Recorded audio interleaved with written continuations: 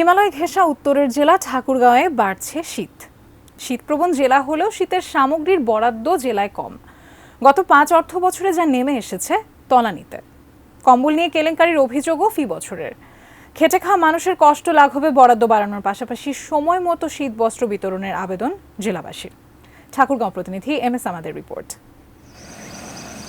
বিদায়ের পথে হেমন্ত, গাছের ডগায় শিশির বিন্দু, সকালে কুয়াশার চাদরে ঢাকা ফসলের মাঠ, আর বাতাসে শীতের কাঁপন।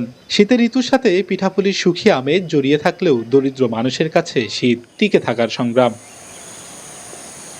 ঠাকুরগাঁয়ের 5 উপজেলার মধ্যে 4টি ভারতের সীমান্ত ঘেঁষা। হিমালয়ের হিম বাতাসে কাবু হয়ে পড়ে জনজীবন। শীতপ্রবণ এই জেলায় প্রায় 15 লাখ মানুষের জন্য বরাদ্দ একেবারে শিথিল।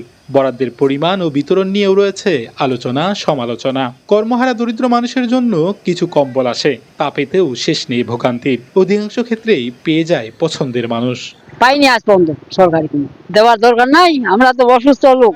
সরকারিভাবে যে ত্রাণ বা শীত বস্ত্রটা আমরা পেয়ে থাকি, এটা অতি নগণ্য। অনেকেই পায়, অনেকেই পায় না। গত 5 বছরের পরিসংখ্যানে দেখা যাচ্ছে প্রতি বছর চাহিদা কমানোর পাশাপাশি কমেছে বরাদ্দ। স্বাস্থ্যকর অল টাইম ফ্যামিলি কেক, সব সময় অল টাইম হেলদি লাইফ। চলতি অর্থ বছরে বরাদ্দ একেবারে তলানিতে। বরাদ্দ বাড়ানোর পাশাপাশি পরিকল্পনা মাফিক শীতার্তদের পাশে দাঁড়ানোর আহ্বান সচেতন মহলের। দার্জিলিং এর নিকটবর্তী জেলা হওয়ার কারণে ঠাকুরগাঁয়ে যে শীতটা হয়, এটা বাংলাদেশের মধ্যে সবচেয়ে বেশি শীত আমাদের এই জোনটা। বরাদ্দটা আসতে অনেক সময় লেগে যায়, যেটা প্রায় শীত শেষের দিকে চলে যায়। প্রশাসনও শীত বস্ত্র নিয়ে শীতার্তদের কাছে যায়, তো যেভাবে যায় যাদের কাছে যায়, আবার পরবর্তীতে প্রশাসন আবার তাদের কাছে যায়।